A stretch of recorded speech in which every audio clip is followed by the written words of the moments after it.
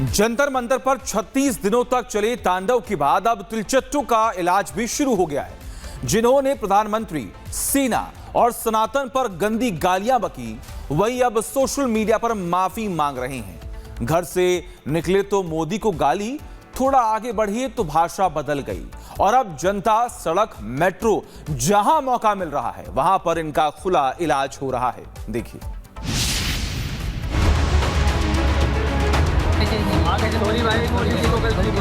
क्या नहीं बोलोगे?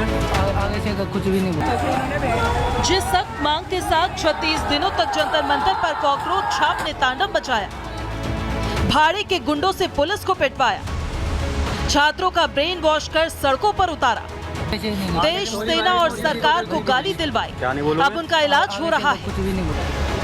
सीजेपी का दावा था कि वो नीट पेपर लीक को लेकर आंदोलन कर रही है, बच्चों का भविष्य सुरक्षित करना चाहती है, लेकिन आंदोलन में मुख्य मुद्दा छोड़ बाकी सब कुछ देखने को मिला।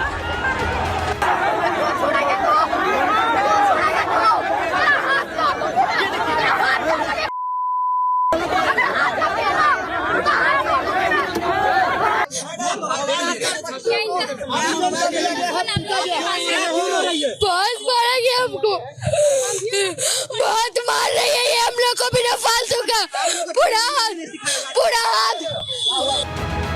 आंदोलन के नाम पर जिन तिलचट्टों ने गाली दी, सोशल मीडिया पर भद्दे रीलें बनाई, पोस्ट लिखी, अब वही उसी प्लेटफॉर्म पर माफी मांग रहे हैं। क्यों लगी थी? किसी के चढ़ाई वहाँ पर लगी थी। ऐसा कौन है? माननीय मुख्यमंत्री जी नहीं है वो? बिना गाली के मतलब कौन है? योगी जी नहीं है? अन्नदाता नहीं है तुम्हारे? हैं? क्यों लगी तुम्हें किसी चढ़ाई में गाली? मैंने बात तो है, हमारे राज्य के सीएम है वो, मुख्यमंत्री जी हैं, उनको गाली बकोगे तुम बताओ? ऐसी गाली बकेगा? हाथ जोड़ बाबा जी से माफी मांग। अरे मांग योगी जी से गलती मांग, माफी मांगे योगी जी से। कैमरा चल गया, तुम्हारा मत करो। चल अरे हाथ जोड़ के माफी मांग ले, मांग। जो घर से निकले तो प्रधानमंत्री मोदी को गाली दे रहे थे, कुछ दूर चले तो रंग बदल लिया। है क्या ये मोदी? क्या चीज है यो बहन का बिठाओ, मतलब लॉकडाउन लगा दे। माननीय प्राइम मिनिस्टर जी नरेंद्र मोदी जी, मैं आपसे हाथ जोड़कर माफी मांगती हूँ, मैं आपसे क्षमा चाहती हूँ।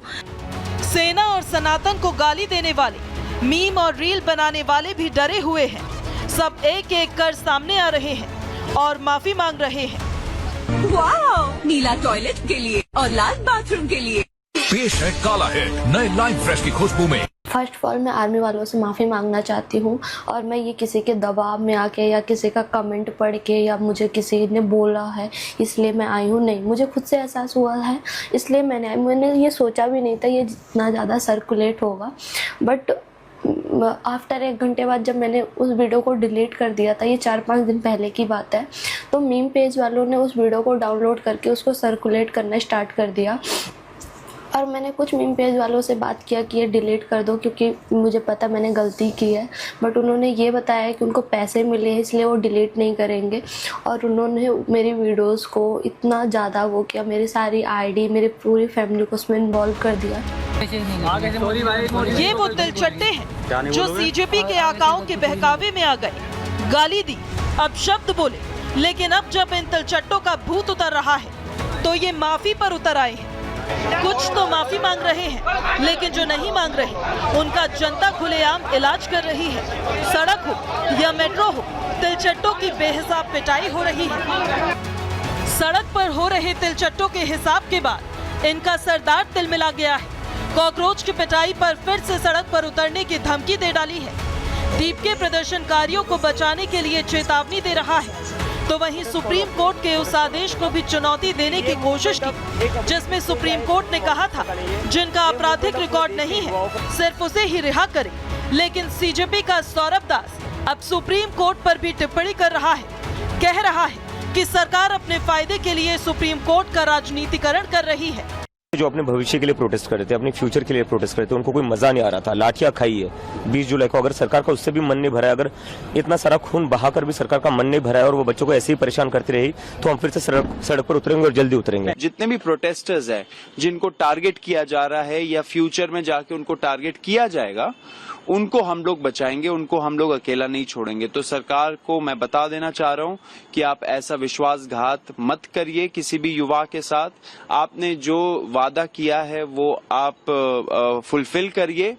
अगर आप नहीं करते हो तो फिर से छात्र एक बार रास्तों पे उतरेगा। दिल्ली पुलिस ने खुलासा किया कि आंदोलन में शामिल 989 कॉकरोच गंभीर आपराधिक रिकॉर्ड वाले हैं, तो 101 हत्या के आरोपी हैं, 92 यौन शोषण के आरोपी है, ड्रग्स माफिया है। फिर भी सीजेपी इन अपराधियों के साथ खड़ी है।